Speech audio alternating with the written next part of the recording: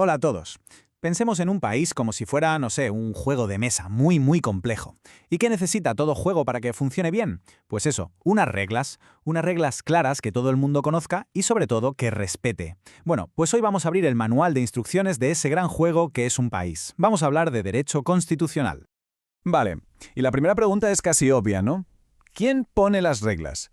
O sea, ¿de dónde salen? ¿Quién tiene la autoridad para decir esto se hace así, para toda una sociedad? Es la gran pregunta.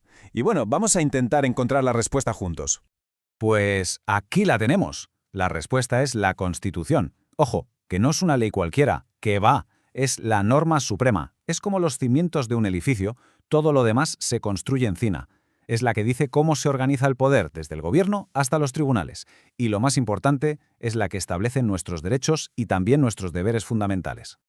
Pero a ver, un momento, antes de ponernos a leer las reglas en detalle, primero hay que entender el tablero de juego, ¿verdad? El campo donde se juega la partida. Y en este caso, en derecho constitucional, nuestro campo de juego es el Estado. Es, digamos, la estructura que todas estas reglas vienen a organizar. Y para que podamos hablar de un Estado, tienen que darse sí o sí tres elementos. Es como una receta con tres ingredientes que no pueden faltar. Primero, un territorio, o sea, el espacio físico con sus fronteras. Segundo, un pueblo, la gente que vive ahí. Y tercero, el poder, que no es otra cosa que la organización que manda, que ejerce la autoridad. Si nos falta uno de estos tres, la receta no funciona, no hay Estado. Bueno, y aquí entramos en una parte que a veces lía un poco. Porque el lenguaje del derecho, seamos sinceros, puede ser un poco enrevesado. Hay palabras que usamos todos los días, pero que legalmente significan algo muy concreto. Así que, si les parece, vamos a hacer una pequeña pausa para aclarar un par de ideas clave. Son fundamentales para no perder el hilo. Vale, primer punto importante. Estado no es lo mismo que nación. A ver, el Estado es, por así decirlo, el hardware. Algo jurídico, político, hablamos de fronteras, de gobierno, de leyes. La nación, en cambio, sería el software. Es algo más sociocultural. Ese sentimiento de comunidad, de tener una historia en común, una cultura, un idioma. A veces el hardware y el software coinciden perfectamente, pero muchas otras no. Así que es clave no confundirlos. Y vamos con el segundo par de conceptos que se suelen mezclar, soberanía y autonomía. Miren, es fácil. La soberanía es el poder del jefe supremo, del Big Boss. No hay nadie por encima. El poder soberano no recibe órdenes de nadie y punto. La autonomía, sin embargo, es un poder que te han prestado. ¿Tienes libertad para actuar? Claro que sí, pero siempre dentro de un marco, de unas reglas que te ha puesto el jefe, el poder soberano. El ejemplo de las comunidades autónomas es perfecto. Tienen un montón de competencias, pero siempre dentro de lo que marca la Constitución. Claro, y es que la idea de Estado no es algo que haya salido de la nada, y desde luego no ha sido siempre igual para nada. Ha ido cambiando un montón a lo largo de los siglos, adaptándose a cómo cambiaba la sociedad y nuestra forma de ver el poder. Así que vamos a hacer un pequeño viaje en el tiempo para ver esa evolución. El cambio ha sido brutal. Fíjense, empezamos en los siglos XVII, XVIII con el Estado absoluto, donde el rey era básicamente el dueño de todo. De ahí saltamos en el siglo XIX al Estado liberal, que ya es un gran paso porque empieza a decir, oye, que la gente tiene derechos. Y el gran salto final, ya en el siglo XX, es el Estado social y democrático de derecho.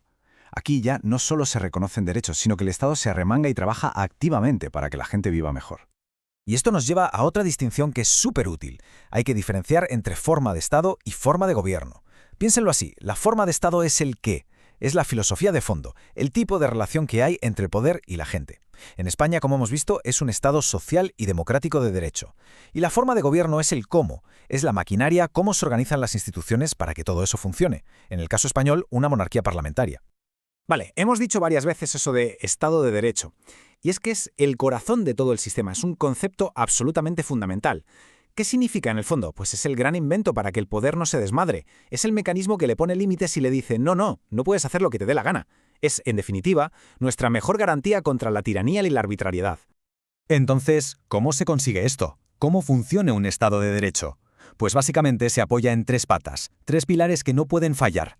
Primero, la división de poderes. El poder se reparte, se trocea, para que nadie tenga demasiado. El legislativo, el ejecutivo y el judicial, cada uno a lo suyo. Segundo pilar, el imperio de la ley.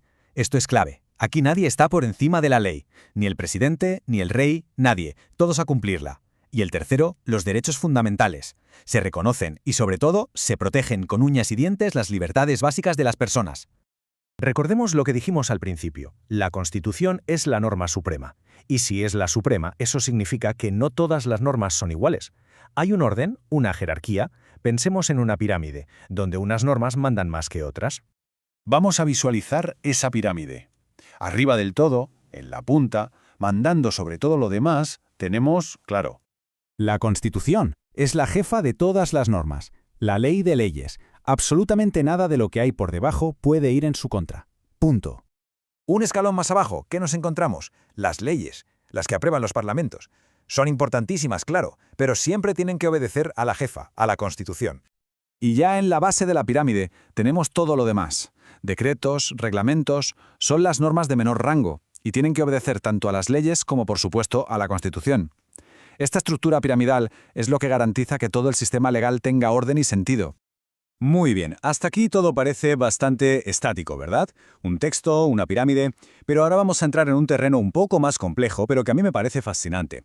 Porque si pensamos que la Constitución es solo ese texto escrito en un papel, nos estamos perdiendo la mitad de la película. Una Constitución es algo vivo, algo que respira y se adapta. Para entender esto, hay que ver que la Constitución tiene como dos caras. Por un lado, la Constitución formal, que es el texto puro y duro, lo que está escrito, el código fuente si seguimos con la analogía informática. Es rígido, difícil de cambiar.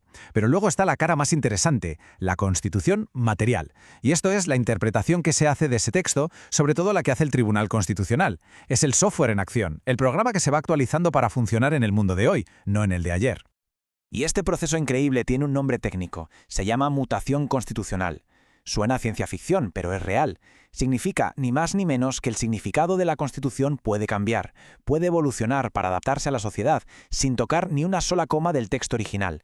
El texto no cambia, pero lo que significa, sí. ¿Y esto pasa de verdad? Claro que sí. El ejemplo más claro que tenemos en España es el del matrimonio. El artículo 32 de la Constitución habla de él.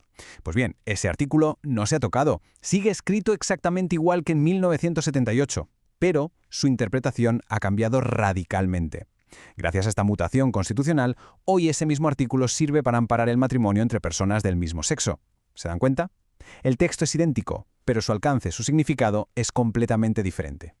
Y por si esto no fuera suficiente, en el mundo de hoy hay una capa más de complejidad. Es como pasar al siguiente nivel del juego. Porque ninguna constitución vive en una burbuja. En Europa, por ejemplo, nuestra constitución tiene que convivir, dialogar y a veces hasta ceder ante las normas de la Unión Europea. Es lo que los expertos llaman constitucionalismo multinivel. Todo esto nos deja con una última pregunta en el aire, una pregunta para darle vueltas. Si el significado de la ley más importante puede cambiar sin que se cambie la propia ley, entonces ¿dónde está el poder de verdad? ¿Está en la tinta con la que se escribieron las palabras hace décadas o está en la mente de quienes las interpretan hoy? Esa es la gran cuestión que define lo que significa tener una Constitución viva.